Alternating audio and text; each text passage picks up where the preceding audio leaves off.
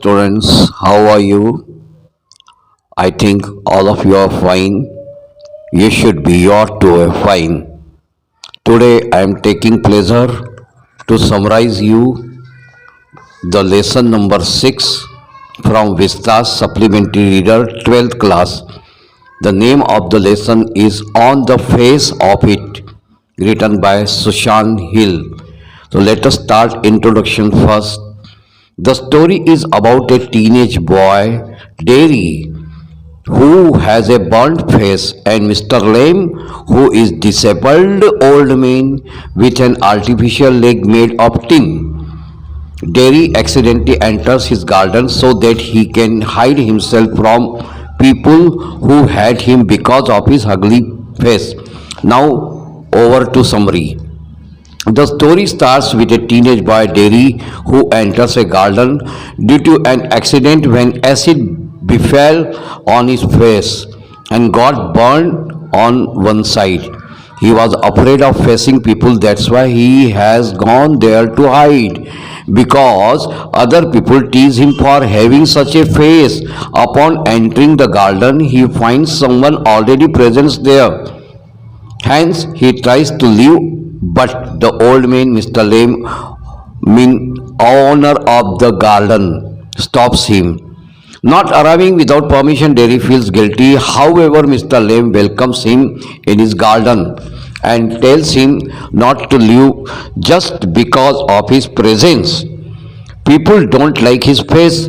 That's what Derry thinks, and that's why he wants to leave. Then again Mr. Lem asks him to stay there. After that they start having a conversation that how no one likes Derry and how he has people behaving like this with him. Also Mr. Lem attempts to console him. Mr. Lem states to him that he has a tin leg and how kids make fun of him. Yet he enjoys his life to the fullest. Their conversation went on and on, revealed various things about Derry's fear, hatred, and depression about being in such a condition. Also, Mr. Lane keeps on telling him to think about the positive things. Before long, they became friends, and Mr. Lem asked Derry to assist him in plucking the crab apples of his garden. Derry said to him that he had come too far from his home and had not told anything about this to his mother, so Mr. Lem asked him to take permission from his mother. But Derry finds it difficult. This leads to a small argument between both of them. Eventually, Derry agrees and tells Mr. Lem that he would come back after asking permission from his mother. However, his mother does not want him to go, but he came back to fulfill his promise. In the meantime, Mr. Lem climbs a ladder on his own to pluck the crab apples as he was sure that Derry would not return. Moreover, because of his disability, it was difficult for him to climb. So, he slips from the ladders and dies. On the other hand, Derry returns to the garden to help him, but on entering the garden, he sees him lying on the floor. Further, he attempts to move him but did not get any response from him. In the end, he came to know that he is dead and starts crying.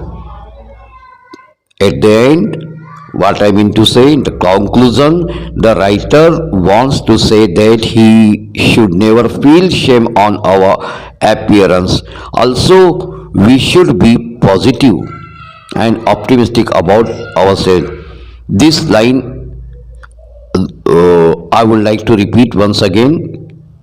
What I mean to say, in the language of writer, he wants to say that no one should never feel shame on appearance.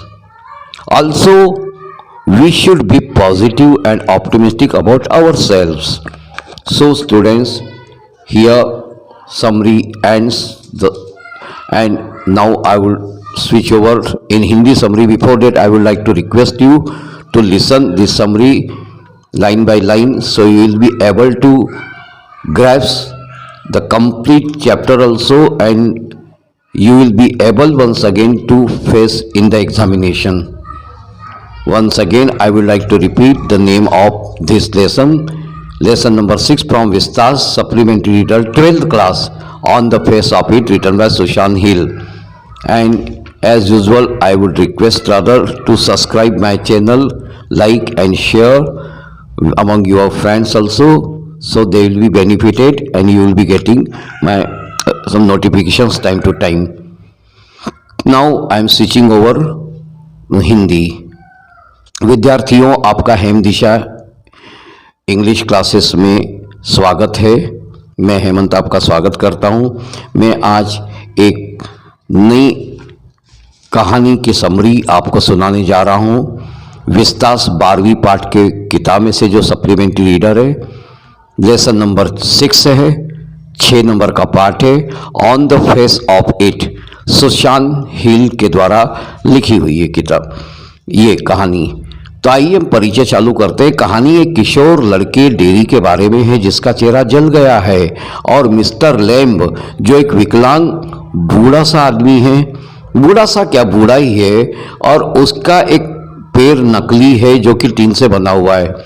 गलती से क्या होता है, dairy अपने बगीचे में प्रवेश कर जाता है, अपने मतलब इसके मिस्टर लैम्ब के, ताकि वह उन लोगों से छिप सके जो बदसूरत चेहरे के कारण उससे नफरत करते हैं। आइए अब समरी चालू करते हैं। ये कहानी जैसे कि मैं पहले बता चुका हूँ, एक जवान लड़के से जिसका नाम डेरी है, वहाँ से शुरुआत होती है। वो एक बगीचे में प्रवेश कर जाता है। दुर्घटना के कारण उसके चेहरे पर तेजाब गिरा था और एक तरफ जल गया। तो उसको न लोगों के सामने आने से शर्म लगती है, डर लगता है, वो छिपने के लिए इसलिए वहाँ घूमता रहता है। तो यहाँ पे छिपने के लिए एक बगीचे में चल गया जो कि मिस्टर लैम्ब का था, और उसको लगता है कि दूसरे लोग जो है ना उसका जला हुआ चेहरा देख के चिढ़ाते हैं। बगीचे में जैसे ही वो प्रवेश करता है तो वो देखता है कि पहले से कोई मौजूद है, इसलिए वो वहाँ से निकलने की कोशिश करता है। लेकिन वहाँ पे एक बूढ़ा आदमी होता है जो कि मिस्टर लैम्ब है, इनका नाम, बगीचे का मालिक, उसे रोक देता है और अनुमति के बिना वहाँ नहीं पहुँचता है ना, तो डेरी थोड़ा अपने आप को दोषी महसूस करता है। ये बात सही है, श्रीमान लैम्ब अपने बगीचे में उसका स्वागत करते हैं और उससे कहते हैं कि केवल उसकी उपस्थिति के कारण उन्हें न छोड़े। लोगों को उसका चेहरा पसंद नहीं आया जो डेरी सोचता है, इसलिए वो छोड़ना चाहता है। फिर श्रीमान लैम्ब ने उसे वहीं रहने के लिए कहा। उसके बाद उनकी बातचीत शुरू हो जाती है। कैसे डेरी को कोई पसंद नहीं करता, उसके साथ ऐसा व्यवहार करने वाले लोगों से कैसे नफरत करता है। साथ ही श्रीमान लैम्ब उसे सांत्वना देने का प्रयास करते हैं। श्रीमान लैम्ब उसको समझाते हैं कि देखिए, मेरे पास भी एक पैर टिन का है और छोटे छोटे बच्चे मेरा मजाक उड़ाते रहते, लेकिन फिर भी मैं चिंता नहीं करता, मैं तो अपने जीवन को मस्ती से जीता हूँ भाई। उनकी बातें लगातार चलती रहती हैं और इस परिस्थिति में होने के बारे में डेरी के डर, घृणा, डिप्रेशन के बारे में कई सारी बातें सामने आई, अवसाद जिसको अपन बोलते हैं। श्रीमान लैम्ब उससे सकारात्मक बातों के बारे में सोचने के लिए कहते पॉजिटिव थिंकिंग रखो भाई। जल्दी ही वे लोग आपस में दोस्त भी बन गए और श्रीमान लैम्ब ने डेरी से उसके बगीचे के केकड़े सेब तोड़ने में उसकी सहायता करने के लिए कहा। डेरी ने उसे बताया कि अपने घर से बहुत दूर आ गया था और उसने अपनी माँ को इस बारे में कुछ नहीं बताया है, इसलिए श्रीमान लैम्ब ने उसे अपनी माँ से अनुमति लेने के लिए तो कहा। पर डेरी को यह मुश्किल लगता है, इससे उन दोनों के बीच एक छोटी सी बहस हो जाती है। लेकिन आखिरकार क्या होता है कि डेरी पूरी तरह से आतुरता से सहमत हो जाता है और मिस्टर लैम्ब से उसका कहना होता है, ठीक है, मैं जाऊंगा, अपनी माँ से मिलूंगा और माँ से यहाँ आने की परमिशन लेके अनुमति मांगकर वापस आएगा। उसकी माँ नहीं चाहती है कि वह जाए, परंतु फिर भी वो अपना वादा पूरा करना चाहता था। उसने मिस्टर लेम से वादा किया था, उनको दोस्त मान चुका था, इसलिए वो वापस आ गया। लेकिन देखिए इसका दुखद अंत कितना, मतलब क्या कहते हैं इसको, डेयरी के लिए कितना दुखद अंत है ये, उसके ही अनुभव क्या हो सकते हैं ये अपन विचार कर सकते हैं।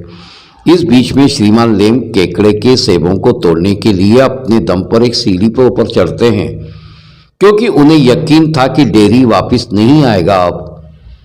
इसके अलावा एक बात होती है, वो उनकी विकलांगता जो होती है टीन के पेड़ की वजह से, उनके लिए चढ़ना तो मुश्किल था ही, तो वो सीढ़ी से फिसल जाता है और मर जाता है मिस्टर लेम, श्रीमान लेम। और डेयरी उसकी मदद करने के लिए बगीचा में लौटता है, लेकिन बगीचे में प्रवेश करने पे उसे वो देखता है, कैसा देखता है कि फर्श पर पड़ा हुआ, मरना सन्न अवस्था में मर ही चुका था मिस्टर लेम। इसके अलावा उसे स्थानांतरित करने का प्रयास करता है, लेकिन कोई प्रतिक्रिया नहीं मिलती, और यहीं पे जाके वो इस निष्कर्ष पे जाता है कि गॉन, ये गॉन कैसे, मतलब मर चुका है मिस्टर लेम, और वो रोना शुरू कर देता है। कौन? डेयरी। यहाँ पे निष्कर्ष में लेखक का कहना यह है कि हमें अपने रंग रूप पर कभी भी शर्म नहीं करनी चाहिए, साथ ही हमें अपने बारे में सकारात्मक और आशावादी होना चाहिए। तो विद्यार्थियों, ये बहुत अच्छी समरी आपके पास है, आप इसको अच्छी तरह से तैयार कीजिएगा अपने आप को उन्नत करने के लिए, परीक्षा में अच्छी तरह से सामना करने के लिए। और मुझे उम्मीद है, पूर्ण विश्वास है कि आप इसको अच्छी तरह से सुन के बिल्कुल अव्वल नंबर लाने की कोशिश करेंगे, और ईश्वर से यही कामना करते हुए, आपके उज्जवल भविष्य की कामना करते हुए यहाँ पे मैं समाप्त करता हूँ। हेमंत आपसे विदा लेता हूँ, और साथ ही मैं आपको बेस्ट ऑफ लक कहते हुए मैं एक बार फिर से गुजारिश करूँगा, मेरे चैनल को सब्सक्राइब करना यदि आप नए हैं तो न भूलें, बेल आइकन को दबाना न भूलें, शेयर करें, लाइक करें, जिससे आपको नोटिफिकेशंस मिलते रहेंगे। बहुत अच्छी ज़िंदगी जिए, बहुत आप लोगों का उज्जवल भविष्य हो, इसी कामना के साथ मैं विदा लेता हूँ आपसे, हेमंत। और जय हिंद, जय भारत, खुश रहिएगा, आनंदित रहिएगा। Thank you very much.